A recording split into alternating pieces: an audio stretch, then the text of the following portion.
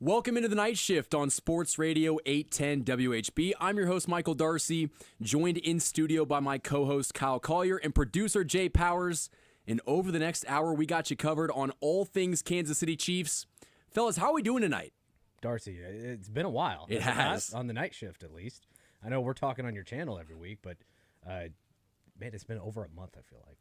It has just been around that point because I was actually going back and looking at some of the old show notes. Mm-hmm. The last time we had a show, the Chiefs were 0-2 right before playing the New York Giants. So it has been exactly 5 weeks. That's what it was. And in that span, the Chiefs have gone 4-3. They're now a game above 500. They're still not in the playoffs, but they're only one game back of first place in the AFC West. And somehow, some way, we feel like this Chiefs team has figured it out in just a month. Isn't that great? And they're not even a playoff team. They're not. Technically on the bubble. They're the 8th seed right behind the Jags at 7. You've already whooped some ass on some teams already in that playoff picture. Actually, no, you haven't. You've only played the Jaguars and lost to the Chargers. But point remains, Darcy, we haven't talked since pre-Giants week, Jackson Dart's debut. It's been a wild ride because I feel like in week 2 or post-week 2, vibes were down in Kansas City, were they not? Like the running game, the offense was broken. Worthy was still hurt. We were talking about, do you play Worthy or do you just put him on the shelf for a couple of games? And now Rashee Rice is back, and the Kansas City Chiefs offense is top 5 in scoring. What do you know? Vibes might have been at an all-time low. I think the vibes were in the trash can, but they were a little bit low. It's crazy how a month can just completely change the momentum of the season because – I was sitting in this chair a month and a half ago, and I was like, if they don't win this game in New York, we're going to have some conversations. Yeah. And obviously they did drop that game in Jacksonville, but you came away from it feeling like, okay, the Chiefs were the better team. They just made a mistake. Patrick Mahomes threw that pick 6 at the goal line. If he doesn't do that against the Eagles, which, that drop pass from Travis Kelce that resulted in the interception, the 14-point swing, if you don't have those costly mistakes, there's a world where the Chiefs right now are 6-1. Yeah. Now, obviously, that's not how the games have played out. But for the Chiefs to be sitting here, at late October, being one game above 500, and you've seen the Chargers, who started off 3-0, completely choke away the division. They've chargered sooner than anyone thought they were going to charger. And the Broncos are 5-2, but they're squeaking out wins against the Jets and the Giants. So, yeah, we might be in third place in the West, but coming off of that just complete domination against the Las Vegas Raiders where you held them scoreless, put up 31 points, benched your starting quarterback in the third quarter, and started kneeling the game out before the 2-minute warning. We're coming off of that type of win to go above 500, to go to 4-3, and I think the complete vibe around this team has changed. Oh, yeah, 100%. Well, and I think vibes were pretty high before Rashee Rice's return. And the offense kind of looked good. Xavier Worthy came back. You saw that spark. You saw some juice on the offense. And then Rashee Rice comes back. 2 touchdowns in his first game. He's got like a 30% target share already. He's clearly the number one option. Patrick Mahomes got his number one option back. Now he's the front runner for MVP. Yeah, vibes are at an all-time high right now, even though there are some holes on this team. And listen, I think that there are definitely holes on this Chiefs team. And we would be lying if we said that they were perfect. But if you look around the AFC, if you look around the NFL, all of these teams have substantial problems. Mm-hmm. And at the end of the day, I'm going to trust the team with a playoff pedigree and a coach and quarterback and a defensive coordinator and a core that have done this before. The Chiefs gave the entire NFL a month head start, and they just let it slip between their fingers. And now the Chiefs are getting hot. They're getting guys back healthy. Adding Rashee Rice and Xavier Worthy back into this offense was the shot that they needed. But now you're looking at a team that, although their record might be 4-3, and they're not currently in the playoffs if it started tomorrow, they're the betting favorite to win the Super Bowl, Kyle. Right. Yeah, it's nuts. Since we last spoke 5 weeks ago, the Chiefs have gone 4-1. They have the highest point differential in the NFL since before that Giants game, actually. And it's just kind of been a wild turnaround.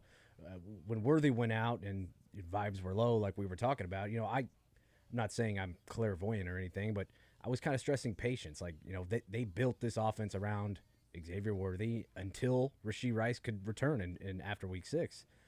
Worthy goes down, unfortunately, on the third play of the season next to his own teammate, and people were panicking, I would say. Is that fair to say? They were. Yeah, people were panicking a little bit. The trades for running backs were already being thrown out there. The defensive line wasn't a problem at the time. There were signs, but we'll get there. But, yeah, since then, we've already talked about it. The number one option comes back. Mahomes is the betting favorite. It's time to roll, When they got off to that slow start offensively where they struggled against the Chargers in Brazil, they struggled against the Eagles at home, and honestly, they kind of struggled against the Giants in the first half, and then they flipped that switch. Things started to click offensively, and ever since then, it has just been a gauntlet. The Chiefs have looked rejuvenated on offense, and I want to pull up this stat from Brett Coleman. The best scoring drive percentage the Chiefs have ever had in the Mahomes era was, of course, 2018 at a whopping 52.9%. No other Chiefs season in this era ever got above 50%, except for 2025. They're currently at 52.3%. Yeah. The offense is absolutely back. And, Darcy, we've talked every week since preseason week 1 almost, and we were all expecting that, a return to the Kansas City Chiefs of old. We were finally waiting to get that big three back, Hollywood, Xavier Worthy, and Rashee Rice, all on the same field together.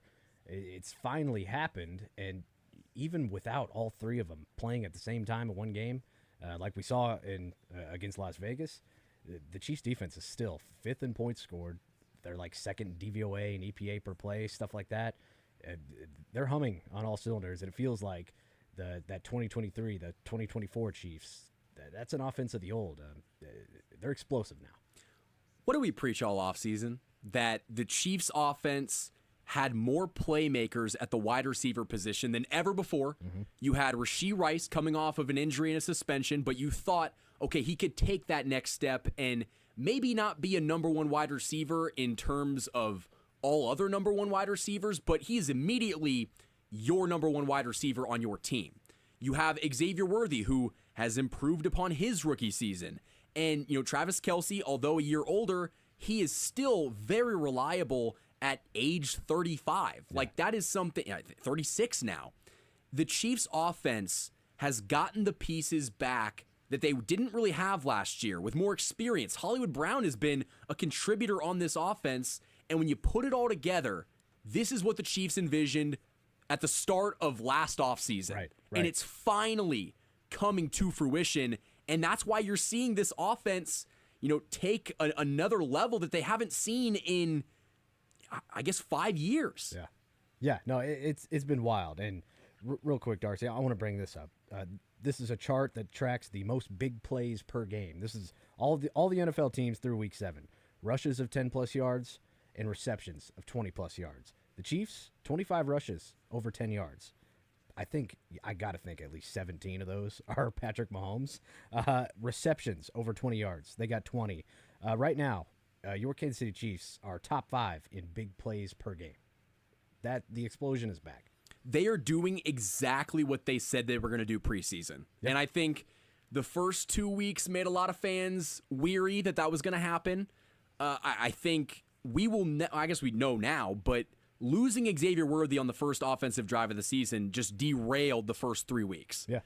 If you have him against the Eagles, maybe we see a different outcome. But honestly, I think, and I always go back and look at teams of old and see, okay, what does this one have in common with the last?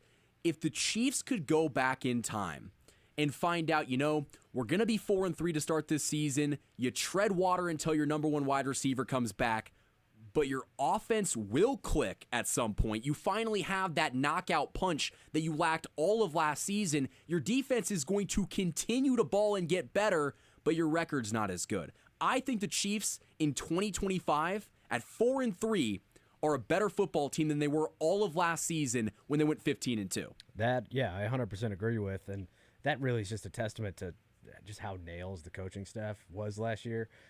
To have your number one wide receiver, your bell cow, not bell cow, that's a running back term, but Patrick Mahomes' favorite target, Rashee Rice, goes down last year with an ACL, LCL tear, and the playbook was kind of doomed from there because you weren't really expecting Xavier Worthy to just take over a number one wide receiver role. Not to mention Hollywood Brown didn't even start the regular season. He got knocked out in preseason game 1 that year, right? Last year. You lost Pacheco, and you had to sign Kareem Hunt off the couch. Right. So it's amazing that they even went 15-2 last year, and then fast forward to this year. I think preseason. I think we discussed it. What would you like the Chiefs' record to be post Week 6? Those first 6 weeks of the season. I think I would have expected 4-2 had Xavier Worthy not gotten hurt, but you went into that Raiders game 3-3. Rashee Rice comes back. You put on a clinic, and now you go because now you've got a tough part of the schedule coming up. I think really the only game that they gave away was that game in Jacksonville. I think the Chiefs realistically should be 5-2. I agree. Now, obviously, you can't go back and change if we had Rashee Rice and Xavier Worthy against the Eagles, you didn't. Mm-hmm. You should have won the game in Jacksonville. You gave it away. The offense with the 14-point swing on the pick six, the defense just completely melting down on that final drive. That was a blip on the radar. I don't think that's going to be the theme this season, and I think they've done a pretty good job over the past couple weeks of righting those wrongs. I think the biggest win of this season, and we didn't get a chance to talk about it because we didn't have a show, when the Chiefs beat the Lions 30-17 on Sunday Night Football, I think that was the statement win the Chiefs needed to turn their season around. Because now, you beat the brakes off of the Baltimore Ravens, but they have completely spiraled. Yep. You beat a Raiders team that is probably going to be picking top 3. Yep. How can you pick at the Lions and the game that you played? Because you didn't just beat them by a touchdown. You beat them by 13 points at home. That was the statement win the Chiefs needed, and I think that was the win that when we get done with this regular season and we point at the wins that, look like championship caliber wins, that's the one. Yeah, the Chiefs beat the Lions by 2 touchdowns, and after the game, the Chiefs got to say, oh yeah, and we don't even have Rashee Rice back yet. And the Lions are one of the betting favorites to represent the NFC in the Super Bowl, right? It's either them or Philly, and the Chiefs go out there and kind of controlled that game start to finish. I know the Lions opened up that game with like an 8 to 10 minute drive, but after that it was all Chiefs, and to do that without Rashee Rice back, bravo. When I think that they understand after losing that game in Jacksonville, it's real now. We cannot. Patrick Mahomes has even said it in his press conferences that we already feel like we've lost too many games. Mm. And so to say that Lions game was a must-win at that point in the season's probably not the most realistic, way to call it. But I think with how the season was trending, if you lose the Lions game, things could start to slip. I don't think I'd be sitting here with as much optimism as I do if you lost to the Lions and then, you beat the Raiders, but the Raiders, we could have beat the Raiders. They went for 3 first downs, 2 of them passing, 1 came from penalties. They had fewer than 100 yards of offense in that game. Kyle, we could have ran the ball against that Raiders defense. They were that bad. Hopefully away from Max Crosby. Hopefully. I wouldn't want any of that. He wasn't even on the field for half the time. That's a good point. That's a good point. I did forget about that. But, yeah, you're right. That Lions game, that's why, people started freaking out so hard after that Jacksonville game because you knew you had Detroit coming to town, and Detroit looks like a freight train when they play anybody except the Chiefs. And so, that game kind of was in must-win territory because if you lost that game, you were just going to dig an even deeper hole for yourself just in the AFC West, not even in the AFC playoff picture, which you're still not in. But, it was important to get that win over the Lions. And, like I said, you're 4-3 now. You're above 500, and I feel like you've got the toughest stretch of your season coming up. When I mentioned it earlier on in the show, the Chiefs gave the NFL a month head start. They gave the AFC West a month head start. They started off 0-2. The Chargers started off 3-0 and beat every single team in the division. and they have collapsed. The Broncos have had some impressive wins, but they have also lost a couple games that they shouldn't have. And is anyone looking at the Broncos like, oh yeah, they're going to, win out the rest of their games and only lose 2 more? No, Right. they're probably going to lose, at least one of those head-to-head matches with the Chiefs, and they still got to play some good teams on their schedule. And the Raiders, if not for a miracle, they probably would have dropped that game to the Giants if their kicker could hit an extra point. Literally. They probably lose that game. and then you're looking at, the Broncos, Chiefs, and Chargers are all at 4-3. Yeah. And the Raiders are 2-5. Their season's over. We don't even really have to talk about it. Yeah. But I think for the Chiefs to be in this position after forfeiting the first month of the season and just giving up these gimme games, I mean, the Chargers could have run away with it if they were actually healthy and didn't charger, for lack of a better term. They could be up multiple games in this division right now, and then you're looking up at them like, all right, this deficit's a little bit hard to surmise overcoming. Yeah, then the Chiefs are probably looking at a 5, 6, or 7 seed in the playoffs. But the West is still very much so in reach. Absolutely. And in fact, I think, I'm sure we could go to look at, BetMGM, DraftKings, FanDuel. It doesn't matter. I'm sure the Chiefs are the favorite to win the division. Even though they're 4-3, have to be. They're the favorite to win the Super Bowl. How many teams are not in the current playoff picture and have positive odds to win the whole thing? That is absurd. Yeah. That just shows you that the smart people in Vegas, the places that you go that are not built off of losers, those people think, this Chiefs team's going to figure it out. They're going to be okay. Yeah, looking at the sports book right now, I'm seeing the Chiefs as the favorite, plus 500, Lions in second, Bills third, Packers, and then Eagles, and then the Rams. Yeah, the Chiefs are the only ones not projected to be in the playoffs, and they're the favorite. That is absurd. And I think, like you said, the Chiefs' difficult portion of their schedule has passed. I think even though you have to play Buffalo, you've got to play the Commanders, which is seeming like less of a difficult challenge now, and we'll get into that. But I think the bulk of the difficult games, because you didn't have your number one wide receiver, are now over because you have him now. And even games that would be difficult, you at least know, okay, offensively, we've got enough to go out and, beat the Colts. We've got enough to go toe-to-toe with the Bills. If you don't have your number one option, you might not feel so confident. Now, I'm going to disagree a little bit here. I do think this is tough. Yeah, Marcus Mariota is going to be starting for Jaden Daniels on Monday Night Football. But the Bills have a rest advantage, having already had their bye last week. I know they played I can't even remember who the hell they played last week. But they played the Falcons, and then they played the Patriots. They lost back-to-back games. That's right. And then they had their bye. And then so Buffalo's got that rest advantage. Chiefs going to be playing a Monday night game against the Commanders. So with Buffalo coming up, I kind of worry about, is this a look-ahead game, a trap game? I'm not going to say that this Chiefs staff or the coaching, the players are going to be ready. I feel like they're juiced up. We don't have to worry about a trap game there. They just got Rashee Rice back. They're firing on all cylinders right now. I'm not worried about that Monday night game, but you're playing Buffalo on short rest, and I think whoever wins that game, that's going to determine probably your number one seed in the AFC. If the Chiefs can just get on a roll, then the Chiefs do have a bye. But then they got Denver, then they got Indy. Those are going to be teams you're going to be chasing, because right now Indy is the 1 seed. They've only got one loss in the record book, and then Denver, you still got to face Denver twice. Those are going to be important games for the AFC West. But like you said, I feel like the AFC West is still well within reach. I think what makes me feel the best is that while the Chiefs started off in a hole, they still control their own destiny. Mm-hmm. They could still get the number 1 seed in the AFC with 3 losses in October. They have to go out and handle their business against Buffalo and, Indy and honestly Denver, because Denver's schedule, I think they're going to be a playoff team, mm-hmm.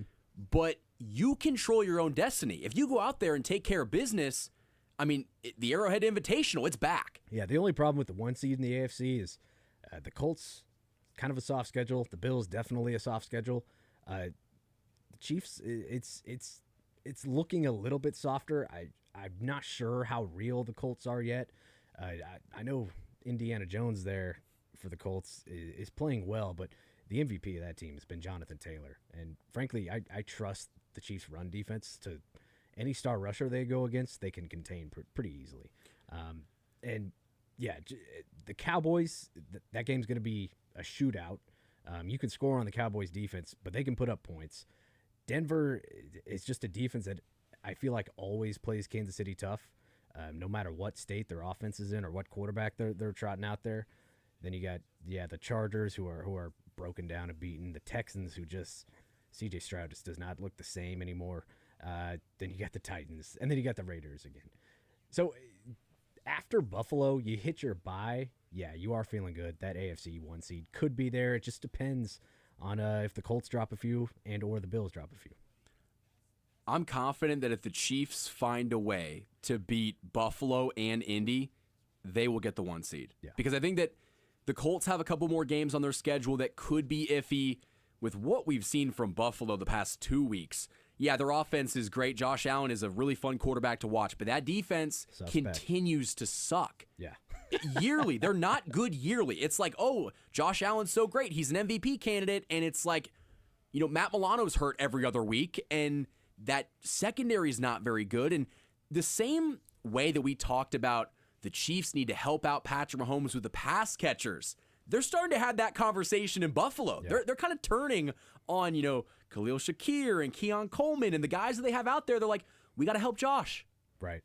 And, any matchup, you match up any team with Kansas City, you can worry about Kansas City's thin defensive line at the moment, and I'm sure we'll get to that later in the show, but you're going to have to compete against Kansas City's offense again, right? It's no longer you got to try to figure out Spagnuolo and his creative blitzes and somehow make that Kansas City defensive wall break, not just bend, but you break through it.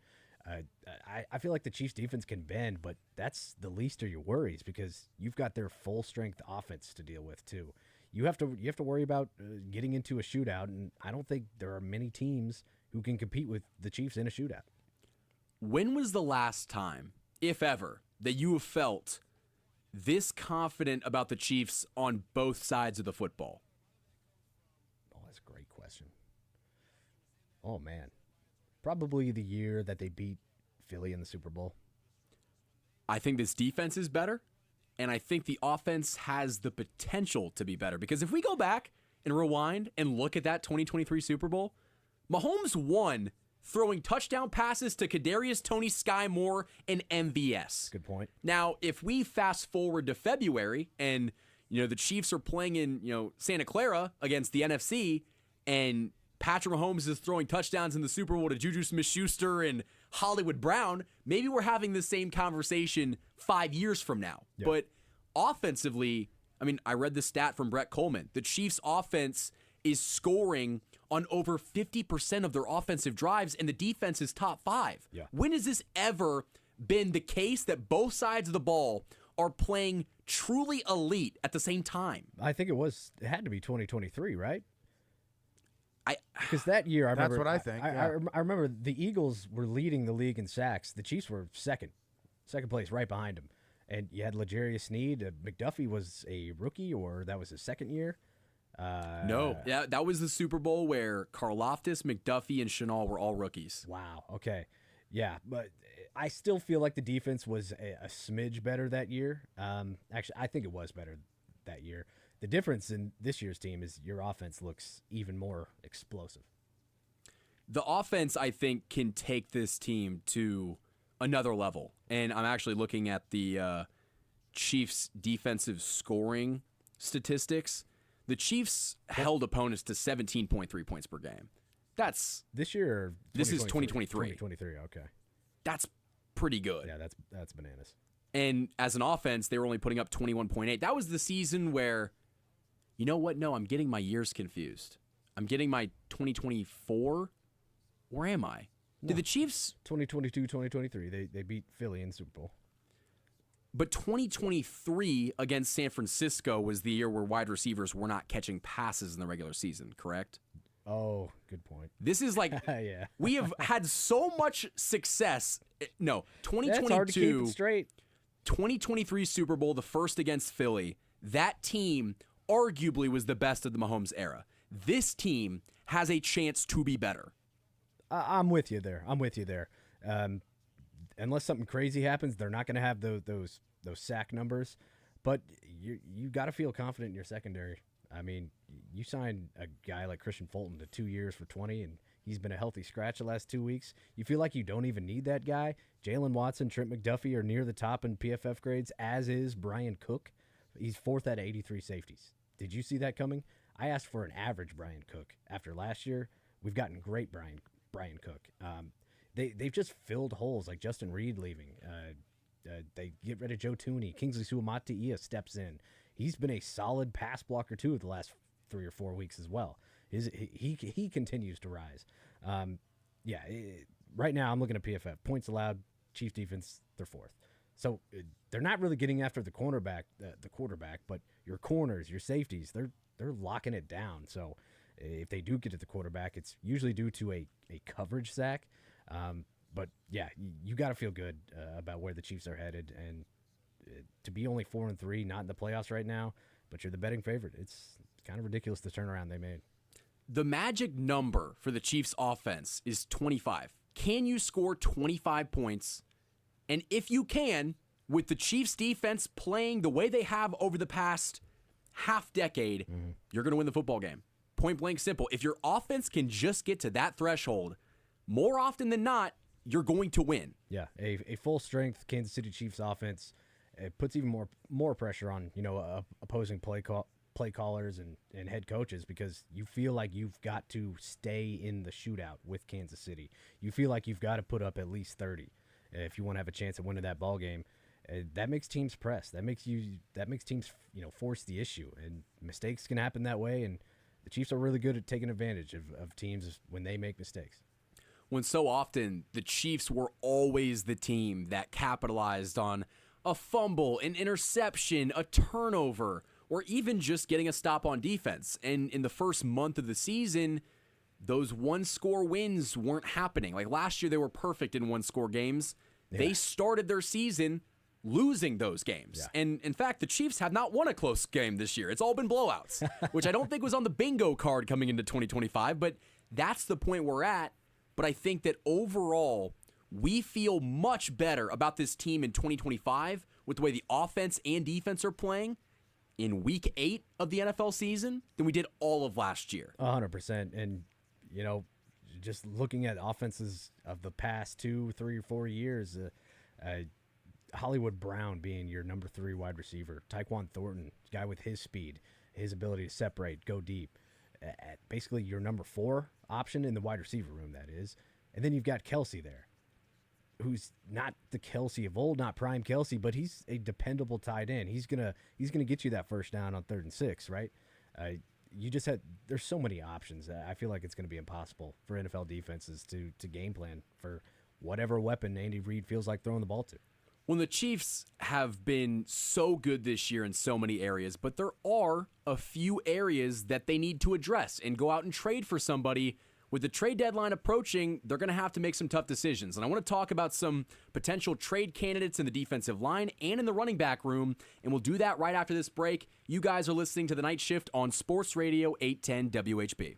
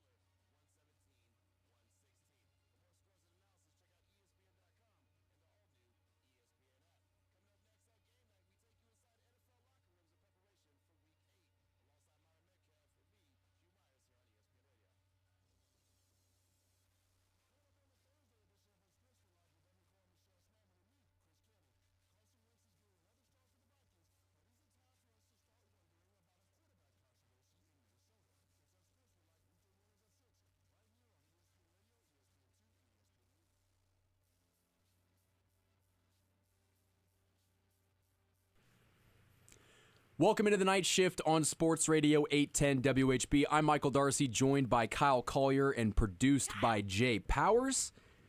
We teased it before the break.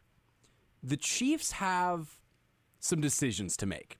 Every single NFL season, you go into it thinking, we've got a pretty stacked roster. And whether it's due to injuries or guys not playing up to snuff, certain position groups can be weaker than others. And something the Chiefs have found out very quickly is that the Chiefs' defensive line is not very good, at least at generating consistent pressure on the quarterback. Outside of George Karlaftis, who, whenever I see him play, it's like if he has a sack, it's a coverage sack. He's getting those pressures. He's getting those pressures, but outside of him, Chris Jones hasn't been leading the team in pressures. I mean, Mike Dana, Charles Omenihu. Chris Jones has risen to the occasion, I feel like, ever since the snafu in Jacksonville. But yeah, they're still just not getting home. And partly, I think it's not entirely Chris Jones' job to carry the weight of the entire defensive line. Oh yeah, he gets double teamed the most out of any defensive tackle, and he still wins. Yeah. So Chris Jones, even though he hasn't been playing or didn't start the season playing the same way that Chris Jones normally does, I think that it's just not enough. The Chiefs have not gotten any pass rush or really any great production from Derek Nottie. You mean the guy who is 124th out of 124 defensive tackles on PFF? That guy. Derek Nottie? That guy they traded for, that guy. Yeah. Oh, okay. Gave up a draft asset and released Mike Pennell, who is currently one of the better run stuffers in football, according to PFF. Yeah, that guy. Yeah, what's the opposite of a run stuffer? That's what Derek Nottie is. He's just practice. He's like man, this is gonna be mean, but he's like he's like the dummies in practice. Just the tackling dummies. Yes, exactly. They're just pushing him back. That's what he is. And the Chiefs did this to themselves. Yeah, I don't understand that. And combined with the fact that Chris Jones spoke this week and he was asked about Mike Pennell and he said, "We got to get my dog back." What the hell happened? It was the most no-brainer thing in the entire world for Mike Pennell to make this final roster. He was the best defensive tackle on this team outside of Chris Jones, and here's what happened, or here's at least what I think happened. The Chiefs saw Mike Pennell, and they said, you know what? This guy's older in age. He's been with us for a couple years. We think we can play the roster game. We think we can manipulate, kind of like a pitcher, or a Major League Baseball player, you manipulate the service time. Yeah, send him back down and up. Yeah. They tried to put him on the practice squad and say, you know what? We're going to put you on the practice squad. You'll be elevated for the game. You'll play snaps. You'll probably still start. But we don't want to give you this roster spot. And I think he saw that, and I think he felt disrespected. Yeah, I think he was too. I remember the week he signed with the Bengals, or maybe it was after his first game with the Bengals, he posted something from The Dark Knight. It was the Joker going, "It's not about the money, it's about sending a message." He posted that on his Instagram. Yeah, he definitely took that somewhat personally. And yeah, you're probably right, because they did that with Mike Pennell years ago, did they not? He was a practice squad guy. He got elevated. Then he went to like Chicago or Carolina or somewhere. Then the Chiefs bring him back on a vet minimum deal, He was just kind of a half of the season rental for like multiple seasons, it felt like. And yeah, it feels like they tried it one too many times this offseason. We'll never know exactly what happened, but regardless, it was a mistake. You can do that with Kevin Knowles. You can do that with Jack Cochran. You can't do that with Mike Pennell. I mean, I'm a Mike Pennell guy. I think what he has done for this Chiefs dynasty is always going to go underappreciated. Like, I always think back to the 2020 AFC Championship game between the Titans and the Chiefs. Mm-hmm. Could the Chiefs stop Derrick Henry? Well, they stopped Derrick Henry in large part to Mike Pennell. Yeah. And he has been on this team for multiple championships, and the way that his tenure ended, as a fan, I didn't enjoy seeing it, but from a football perspective, it left you with a gaping hole that you need to fix. Yeah. And right now, the Chiefs are going into the trade deadline. You're getting reports from Jeremy Fowler of ESPN, Diana Rossini of The Athletic, that the Chiefs are actively looking to trade for a defensive lineman. And I think Brett Veach has watched the pass rush struggle to get to the quarterback and also not be great against the run and say, you know what, we need to go out and make a change. And I think that's what they're going to do. Yeah, just looking at PFF right now, and I know PFF stats are not the end all be all, but just use your eyes and watch the game, because Ashton Gelati, 103rd out of 113 edges. Karloftis up there, he's 27th, not bad. But let's go along that defensive line. Mike Dana, 73rd out of 113. O'Menihue, 93rd out of 113. Let's go to the interior. Chris Jones, he's risen since I think we last spoke. He was somewhere in the 70s out of 124. Now he's up to 36. Jerry Tillery, 100th out of 124. Derek Nottie, 124th out of 124. And then Omar Norman Lott goes down. I think he was, a somewhat promising prospect, but now you've only got 3 healthy interior guys. A Minihue can be kind of inside or an outside guy, but after that, you've got Jerry Tillery. You don't feel good about that. And Matt Derrick, he was on our show with Seren and I yesterday, and Curtis, and he talked about Brett Veach wanted to go after Juwan Briggs, I think, from Washington, or maybe he's a Jet. I can't remember, but was it Cleveland? I can't remember what it was, but Brett Veach, I think, recognized that there was going to be an issue and just couldn't really get a deal done. Now I think you have to. And I would be willing to give up substantial draft capital. Obviously, I'm not talking like a second or a third round draft pick, but you gave up, I believe, a conditional 6th or 7th for Derek Nottie. Yeah. And I don't think the Bengals would trade back Mike Pennell. I would be open to a reunion because I think he knows the defense. The locker room loves him. It just makes sense. But there are other guys out there that would fit under the Chiefs' pretty restrictive salary cap that make a lot of sense. And one guy that we even talked about, on the podcast KC Sports Report, which you guys can find on YouTube, Kyle, Caden, and I do this show every single week. And we were talking about how Calais Campbell of the Arizona Cardinals just makes too much sense. Yeah, you've got, if you're the Chiefs, you've got a little over $4 million in cap space. Not a ton of room to work with, but yeah, think about the moves that they've made in the past. A Carlos Dunlap, a Terrell Suggs, a Melvin Ingram, just kind of getting vets who can add a little something to that defensive line. And funny how it's always the defensive line that the Chiefs seem like they need to add to. Heck, even a guy like, I can't believe it didn't work out, but Josh Uche last year. I think you sent like a 6th round pick to New England for him, and that didn't work out. But yeah, Calais Campbell is one of those guys who should not be expensive. He's 39, but he's still getting after it. And right now, he would be your best run defender along that line. And your second best pass rusher? He's got 3 sacks this season. Yeah, you're right. He might be your second best pass rusher. Yeah. And I'd still put George over him because George can... Youth, pressures. Yes, I mean, he's just not getting home. But yeah, Calais Campbell immediately would vault to one of your most important positions along that defensive line. And it would cost nothing. Yeah. It would cost the phone call and a day 3 pick. Yeah. And maybe you'd have to pay you're the Kansas City Chiefs tax. But how have we been talking about this Kansas City Chiefs team this whole show, Darcy? You feel like you are the Super Bowl favorite. The sports books certainly do. Take advantage of the offense that you've cultivated, the strength in your secondary. Make a move, take a risk, overpay if you must, but I think you must add to the defense to really just secure any possibility you have at that Super Bowl. Well, next year, Kelsey likely coming off the books. Mm-hmm. Jawan Taylor coming off the books. Christian Fulton probably coming off the books. Yeah. The Chiefs are in a situation where, I mean, every year with Patrick Mahomes, it's win now, but with one of the big 3 potentially not playing anymore after this year, there's more urgency to get it done now. And so if you can go out and give up a day 3 pick for Calais Campbell, I've seen the name Colin Saunders thrown out there a lot. I mean, Colin Saunders was never great, but he's better than Derek Nottie. Yeah, he was somewhat dependable, I would say. And if it's not Colin Saunders or Calais Campbell, I mean, Jermaine Johnson of the Jets, he'd be a little bit more expensive. But, Jalen Phillips, he's very expensive in Miami. But, Caden mentioned it on the show KC Sports Report. Like, even Matthew Judon of the Dolphins, he was a healthy scratch last week. Yeah. You're telling me that he would be worthless to add to this team for, I mean, he might even just get straight up cut.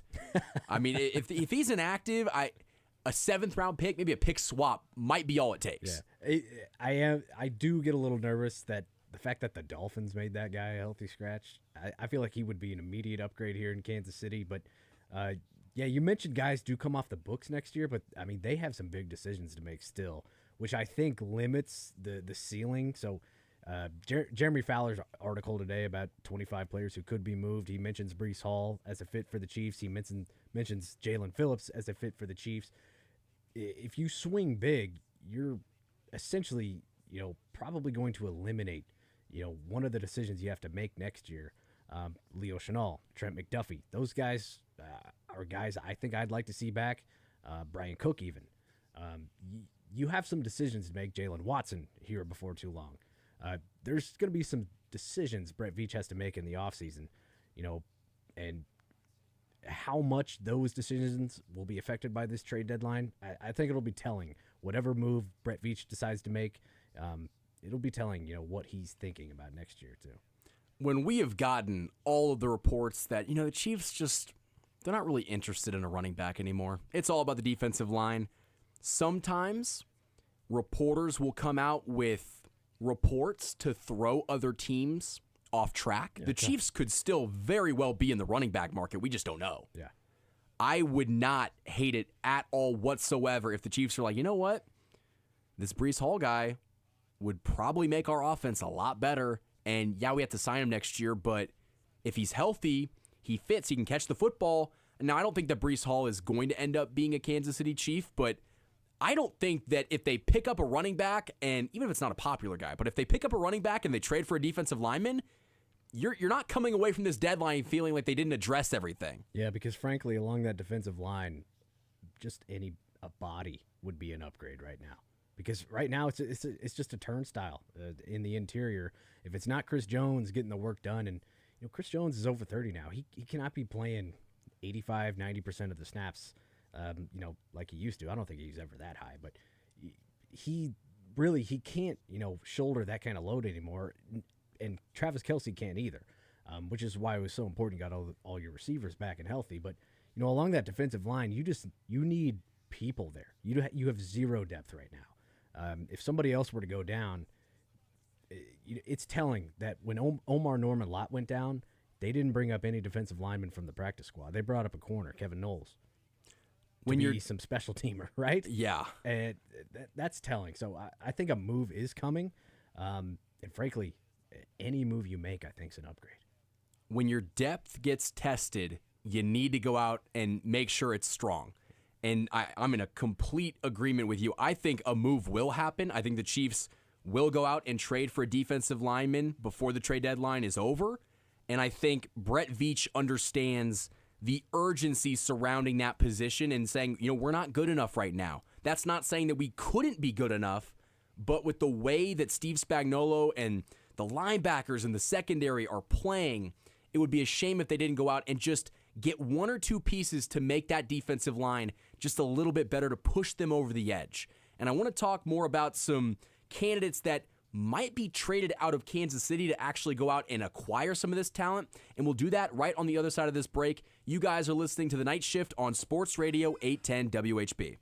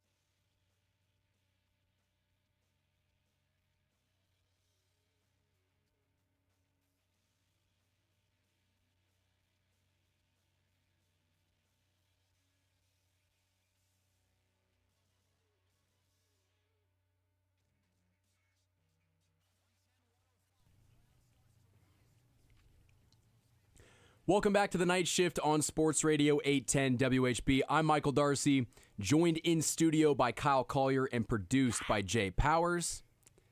And I wanted to bring up a poll that I put out on KC Sports Report, the YouTube channel, because if you guys do not already know, Kyle and I do a show every single week. I do daily Chiefs content on YouTube.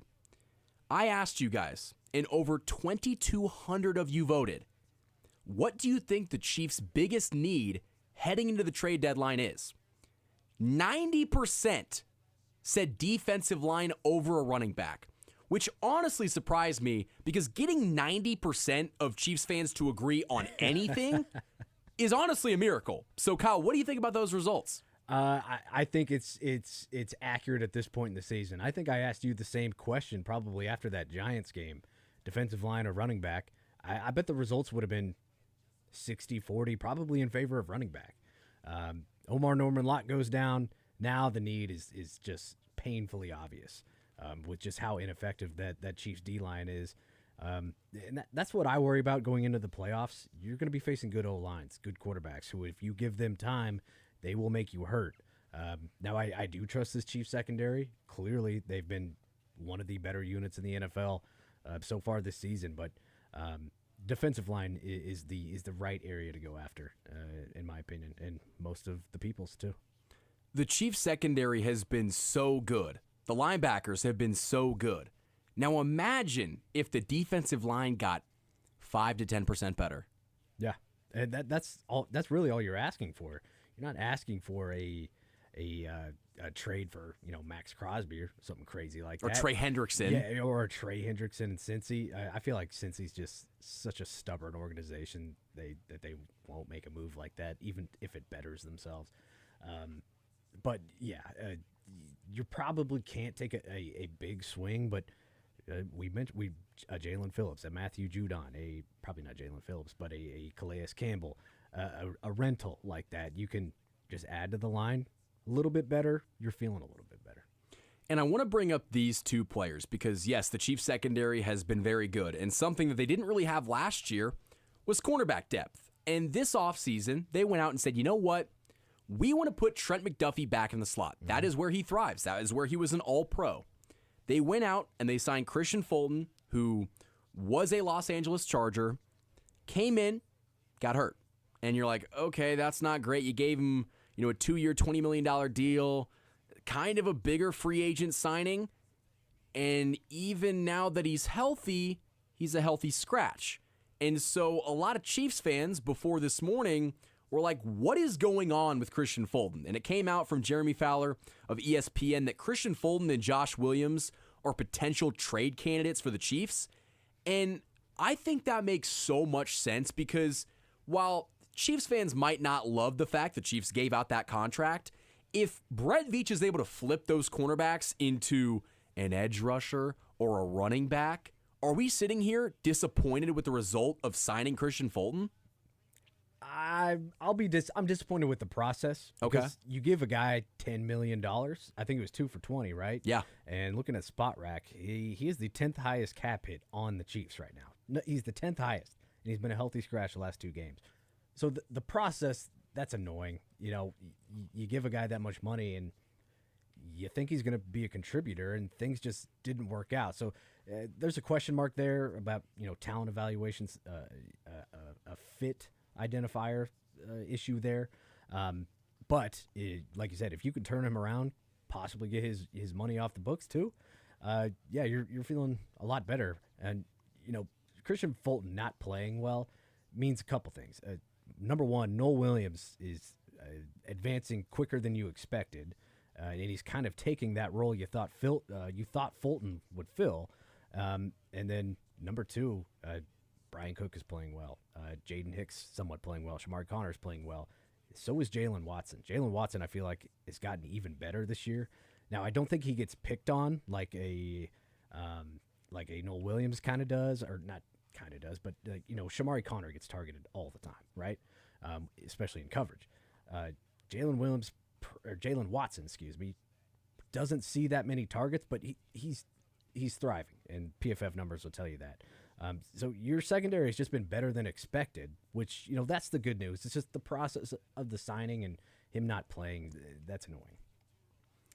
We would not be having this conversation with the positivity if Noah Williams was not balling out of his mind. Yeah. We can talk about how Christian Fulton just didn't work out. It sucks. We can say that because they went out and drafted Noah Williams in the 3rd round, and he looks like a dude. Yeah. And so, yeah, you can have this conversation, and you can even talk about potentially trading him at the deadline, but I think for the Chiefs to be at a position where they have all of this depth in the cornerback room that you can trade away 2 of these guys, go out and strengthen other parts of your team that are not as strong, that is going to help this team. And even if you end up keeping them, Joshua Williams plays a lot on special teams, and I think that Christian Fulton, maybe he can't get out of the doghouse, but if he can, if he's your break in case of emergency, you're in a really good spot. And so I think we're going to have to monitor the situation very closely because maybe they don't get traded before the deadline, but I do expect, we both expect, the Chiefs to make a move for a pass rusher and potentially a running back. But right now, it's defensive lineman or bust. And I kind of want to talk a little bit about this upcoming Monday Night Football game between the Chiefs and the Commanders. Before we wrap this show up, Jaden Daniels, not going to play with a hamstring injury. This is the 3rd game this season he is not going to start. It's going to be Marcus Mariota. Funny fact, actually, the last time the Chiefs did not make the AFC Championship game, it was because of Marcus Mariota and what he did in Tennessee. Yeah, thanks for that, Mike Florio. What a stupid random tweet to just... It hurts. The Chiefs played Marcus Mariota on Monday night. Let me put this fact out there. That was just what the hell does that have to do with mean. anything? Yeah. That was just mean. That's Florio. That's a genius. He's rage baiting. Of course. He's trying to get Kansas City acting up a little bit. It worked. Yeah, it worked. It did work. But, quickly, what are your thoughts kind of about this game? So Marcus Mariota, first of all, doesn't scare me. Number 2, the Commanders, not only Jaden Daniels, but Debo missed last week. Terry McLaurin has not played in 4 weeks. They don't scare me. Ja'Cory Krosky-Merritt, I think, is an exciting rookie. Bill, I love this guy. I got him in both my fantasy teams, but we won't talk about that. Jaden Daniels too. Anyways, they don't scare me. That defense is also pretty suspect. They've got like a 40-year-old Von Miller too. Bobby Wagner, I think, is still there. Yeah, exactly. Like if Marshawn Lattimore, if Jaden Daniels were playing, we probably would have talked more about this game. But if I were to give a prediction, I think the Chiefs go, 30-17. I'll do the same score as the Lions game. I think the Chiefs are going to go out in this game, and I understand that the Commanders were a team coming into this season that had Super Bowl aspirations. They made it to the NFC Championship game last year, but Jaden Daniels can't stay healthy. That team looks old, and I think that is going to be a problem on Monday night. I think with Jaden Daniels, it's a much closer game, but without him, I think the Commanders are really going to struggle with all the injuries they've had, and also, let's not act like last year wasn't really... it was a Cinderella season, and it worked out. Cinderella, the clock has hit midnight, and they're not the same. And so I do think the Chiefs are going to go out and take care of business. I think it's going to be like 35-17. That high. That would be 5 straight games of 30-plus points? I think so. Am I right? Yeah. So, dude, we're on the same page. We're feeling good about it. And you take care of business Monday Night Football, then you probably got, to this point, the game of the year against Buffalo? Yeah. Yeah. Let's ride. I think the Chiefs are in a fantastic spot. You guys can check out the KC Sports Report on YouTube. Both Kyle and I do a show weekly. Follow Kyle on social media. Follow myself on social media. Go follow Jay on Twitter as well. Thank you guys for listening to The Night Shift on Sports Radio 810 WHB.